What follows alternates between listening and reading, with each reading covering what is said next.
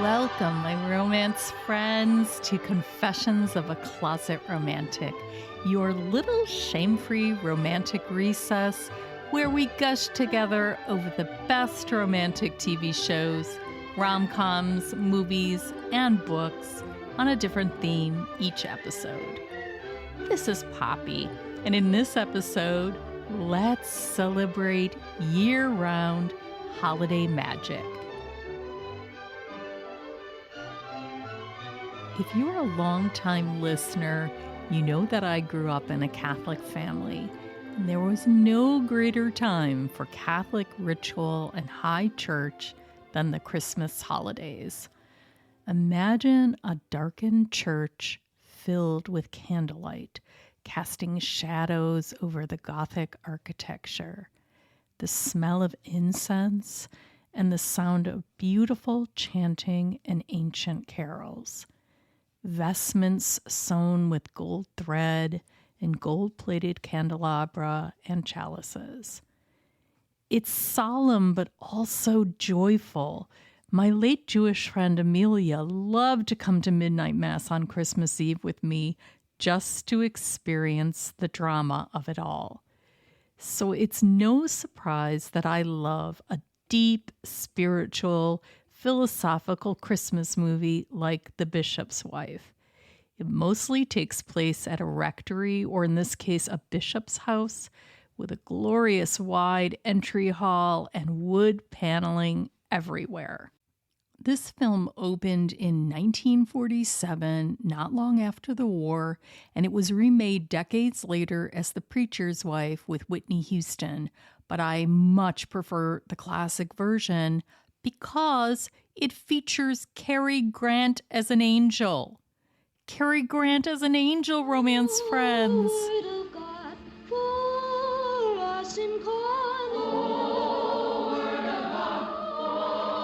The Bishop's Wife is the story of Henry Brougham, a troubled, anxious bishop played by David Niven, who moves from the poorer side of town to lead a more, upscale congregation. But his ego gets activated by the move, and he decides to try to build a grand new cathedral and struggles to raise money for the project. He gets so distracted by this earthly goal, he neglects his relationship with his wife, Julia, played by Loretta Young, his little daughter, and the entire congregation. Julia, you knew that Mrs. Hamilton and the others were expected here for the meeting this afternoon. I know, Henry. I'm sorry I was late. What a ghastly afternoon. What a ghastly woman. And I trust she understood that I have no intention of being strangled by her purse strings. Oh, she did, and I was proud of you. I had a most unchristian impulse to take those blueprints and give her a good whack over the mink coat. I thought you stood up to her magnificently. I appreciate your appreciation, but what about my cathedral? May I make a suggestion, Henry? Why not postpone the cathedral? At least forget about it until after Christmas. Impossible. House of God can't just be put off. This cathedral must rise. Plenty of other rich people in this town, and if I had to enlist their financial enthusiasm, then I shall have to take advantage of their Yuletide spirit. Oh, I can see it all now. The McWithers, the Horns, the Van Duzens, the luncheons, the committee meetings, and you there flattering them, kowtowing to them, begging them. It's got to be done. Oh, Henry, if you could see your poor, harassed face. Well, you haven't done very much to help it. Wait. Yes, Miss Castaway, what is it? Mr. Trevor on the phone, Bishop. He says it's urgent. Tell him the bishop will call him back, please. Yes, Mrs. Brown. Henry, what's happened to you? What's happened to us and our marriage? We used to have such fun, you and Debbie and I. We used to be happy. We used to make other people happy. Oh, Henry, that was your gift. You're no financier, and you're not a promoter. Julia, you can't see beyond the end of your nose. I want this cathedral to stand like a great beacon. I want its light to shine. Never mind, Henry, never mind. Keep that for your next committee meeting. Right before Christmas, Henry becomes desperate and prays for guidance. And what appears in answer to his prayer? Cary Grant in a well-cut suit, reporting for work as the bishop's assistant. Oh, I see that Mrs. George B. Hamilton has pledged $1 million but has not yet sent her check. Never mind those cards. That's work for a bookkeeper, not an angel. It's work for a bookkeeper. Aha. So, You're beginning to believe in me, huh? Well, I don't know who you are. I don't know where you came from or who it was that sent you. Whatever it was, I just wish you'd make haste. There's no time to lose. Because the cathedral must be built? Well, obviously, that's the most important thing. Or because Julia must be happy? You know, Henry, it's going to be difficult for me to help you until I'm sure what it is you really want. Well, I got then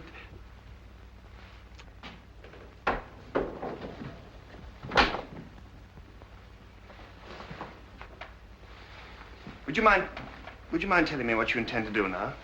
This card index file is in an awful mess. Think I'll reorganize it. I still think you're wasting your time on unimportant details. Ah, nothing's unimportant. Remember, we are interested even in the lowliest sparrow.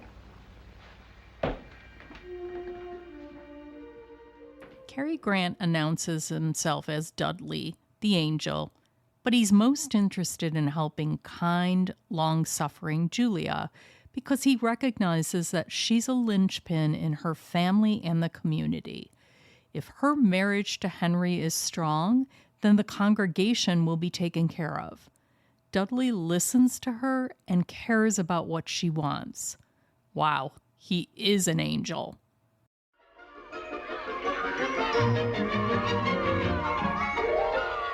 Do you think she'll get hurt? Probably, but she'll love it. May I? Surely. Dudley. What are you doing out here? I'm just admiring the scenery. But aren't you supposed to be working?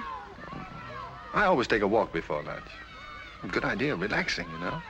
Oh, I wish you could persuade Henry to do that. I'll try it. Oh, by the way, I told Miss Cassaway to go home, and I told Delia not to bother to bring me anything on the tray. Oh, well, what will you do about lunch? I thought I'd go to Michelle's. Ever heard of it? Michelle's. Oh, it's a lovely place. We used to go there. That was years ago. Well, how about you and I going there today? You and... to Michelle? Oh, no, I couldn't. Why not? Well, Surely you don't think Henry would mind? Oh, I'd explain to him that we just... Oh, no, it isn't that, but... Well, you see, Matilda's off Christmas shopping, and so I have to look after Debbie. But here's Matilda now.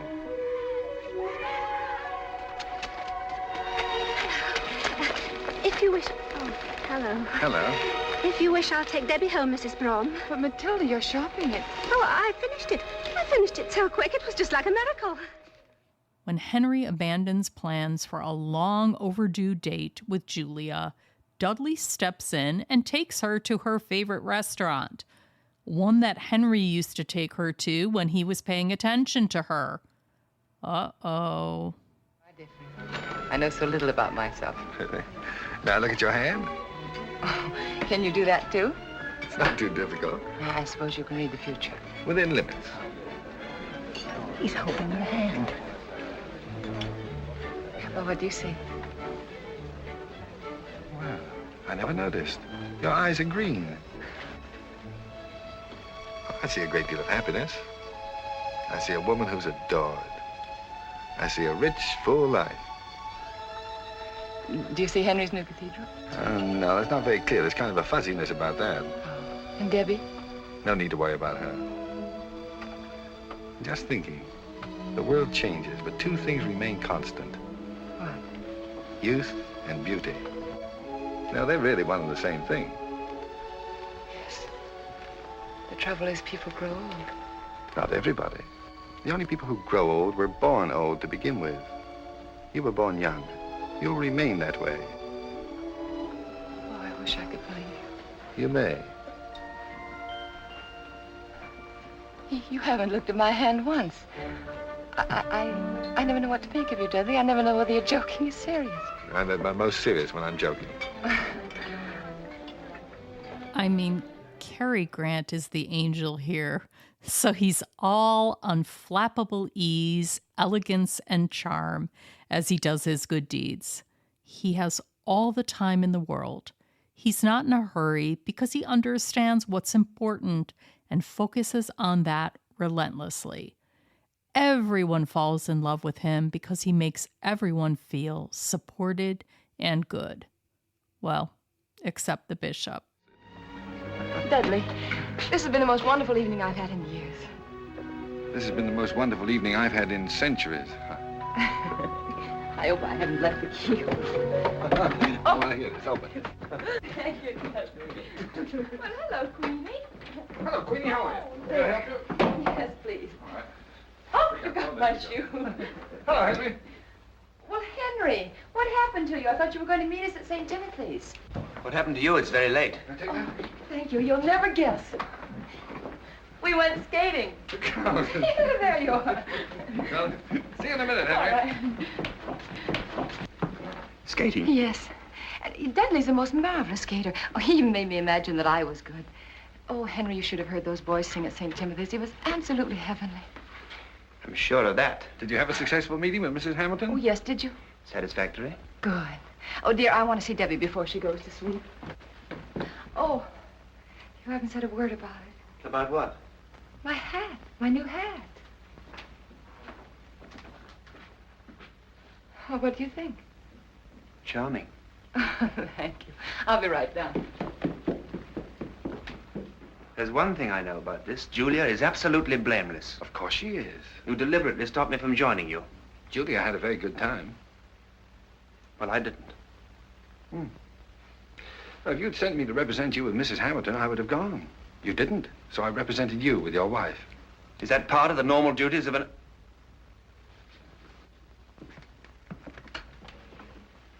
of an angel? Sometimes, Henry, angels must rush in where fools fear to tread. I haven't the faintest idea what that means, and I don't want it explained to me. Dudley, you can go now. I've solved my problem. Have you? Mrs. Hamilton is giving the money for the cathedral. Oh, well, that was a foregone conclusion. If you were willing to make a slight sacrifice of your principles. Oh, don't you think it's worth it for this glorious edifice? I'm not so sure of its glory at a time like this. Oh, you're not? No, Henry, I'm not. You know, these are lean years for the world. So many people need food. So many people need shelter. That big roof could make so many little roofs. But we're dealing with a materialistic, selfish woman. She wouldn't listen to talk like that. Did you try? It's all arranged. It's finished. You came here so that I could have a cathedral. Well, I've got a cathedral, and now I want you to go. I want you to get out of my house and out of my life and away from Julia. Suppose you pray for that. It was your prayer that brought me here.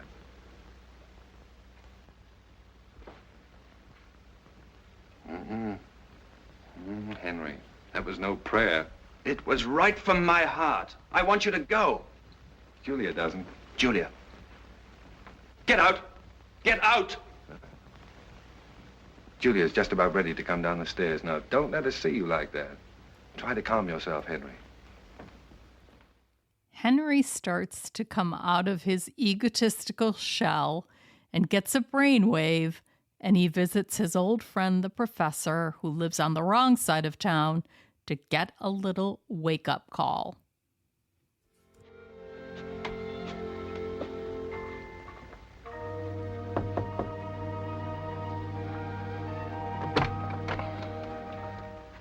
Hello, Professor.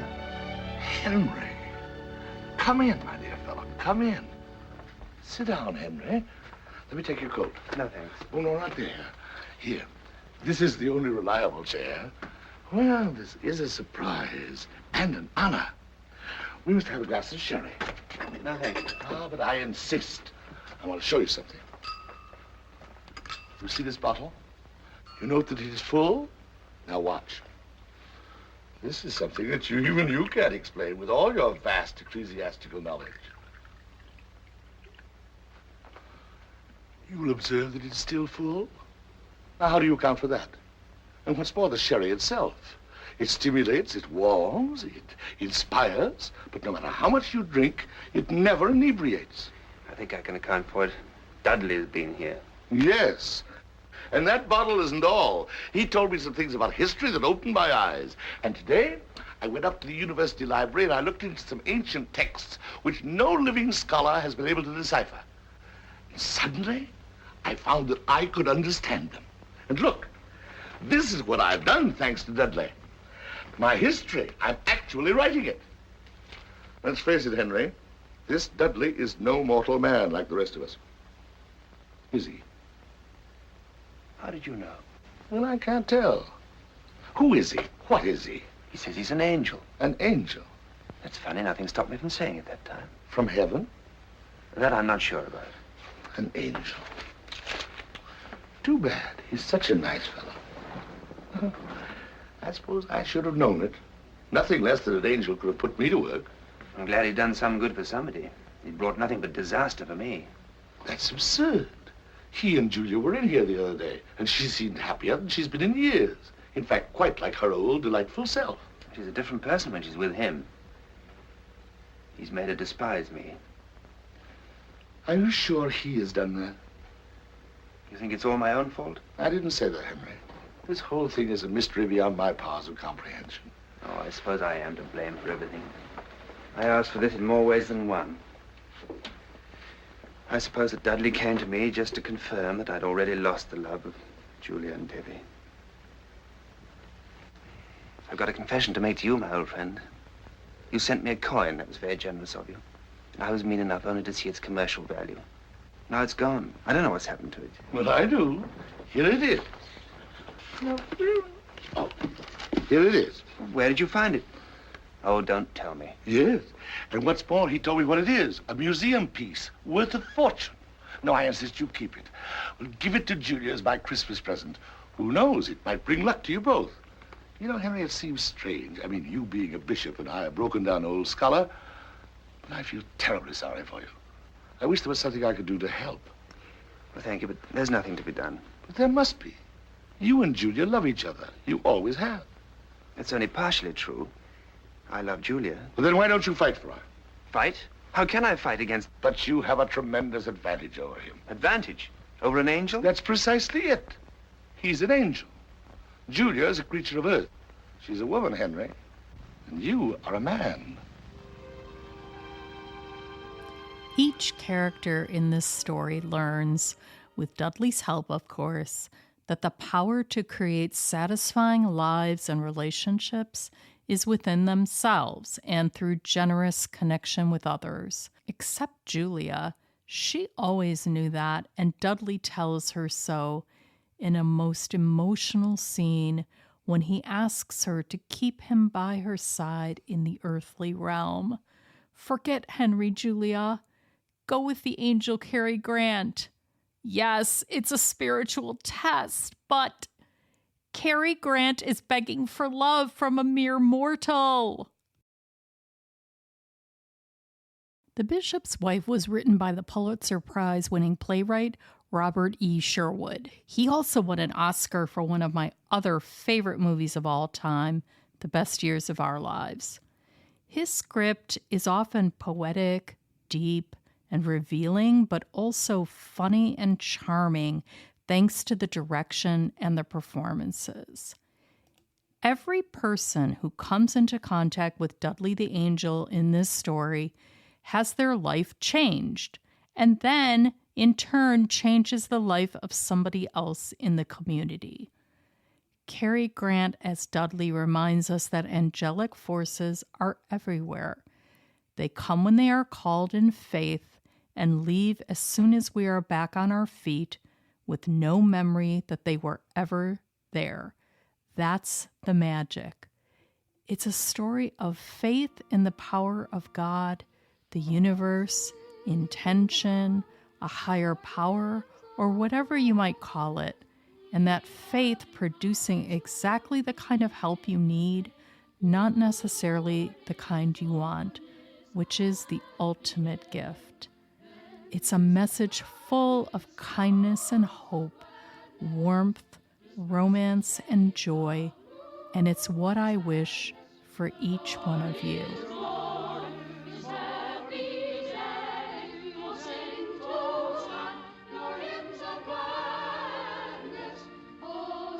If you enjoy this podcast, please tell a friend about it or share this episode. For more information and show notes, visit confessionsofaclosetromantic.com. Whether you celebrate Hanukkah, Kwanzaa, Christmas, or special days on the Muslim lunar calendar, or celebrate All Day in Jammies Day, wherever you are in the world, I wish you all a beautiful, peaceful holiday season.